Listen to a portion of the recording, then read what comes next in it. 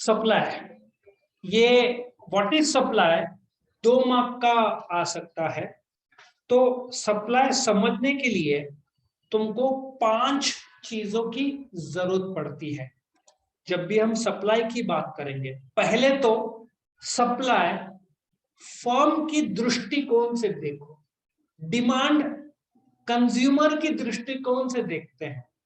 जैसे कि मैगी एक कंज्यूमर और कमर्शियल भाषा में कस्टमर, सप्लाई कौन करता है? दुकानदार। दुकानदार को इकोनॉमिक्स में क्या बोलते हैं?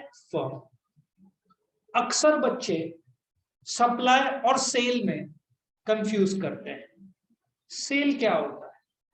मैं तुम्हारे पास आता हूं, 10 रुपए देता हूं, तुम मुझे पेन देते हो, वो सेल हो।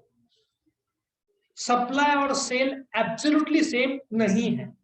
सबसे पहले तो सप्लाई क्या है? वो क्वांटिटी ऑफ गुड्स और सर्विस। सबसे पहले सप्लाई क्या है? वो क्वांटिटी ऑफ गुड्स और सर्विस जो कि एक फर्म कौन है? प्रोड्यूसर हो सकता है, ट्रेडर हो सकता है, डिस्ट्रीब्यूटर हो सकता है, बट सिंगल, कोई भी single entity is ready to sell. Supply में एक फर्म तैयार है बेचने के लिए वो क्वांटिटी, ठीक है, और वो कीमत में। अब इसको समझाने के लिए मैं तुम्हारे सामने ये प्राइस और क्वांटिटी का एक शेड्यूल लाया हूं। सप्लायर क्या चाहता है? प्रॉफिट। ज्यादा दाम तो ज्यादा प्रॉफिट, एज्यूमिंग कॉस्ट बढ़ेगा नहीं। वस्तु के दाम बढ़ रहे हैं पर कॉस्ट उतना ही है।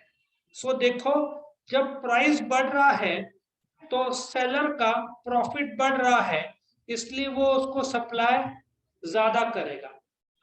कल लकीली हम लोग पंचवटी के मार्केट में गए थे, ठीक है, ऐसे ही गए थे, तो तुम देखोगे एक साइड नदी के इस बाजू 12 से 15 भाजी के सेलर, ठीक है, वो अलग अलग भाजियां बेचते थे। बट कल लेट अस एज्यूम 15 में से करीबन 13 लोग सिर्फ एक प्रोडक्ट बेच रहे थे। क्या?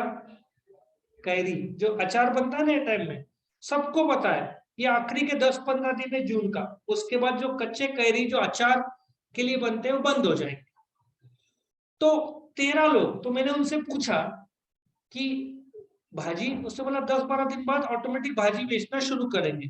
अभी कैरी में मार्जिन सबसे ज्यादा, क्योंकि लेडीज लोग को भी पता है अभी कैरी बनाने का बेस्ट टाइम, क्योंकि इसके बाद कैरी आने वाले नहीं है, सीजन खत्म।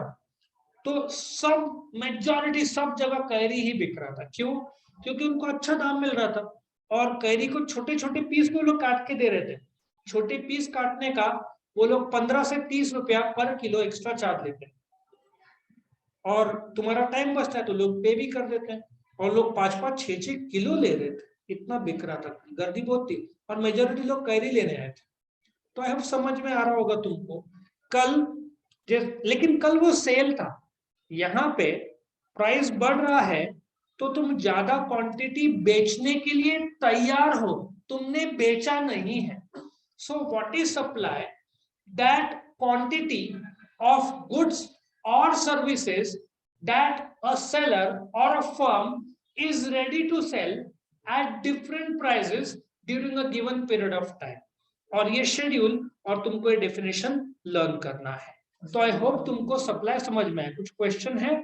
नहीं समझ में आया? तो ये था मीनिंग ऑफ सप्लाई।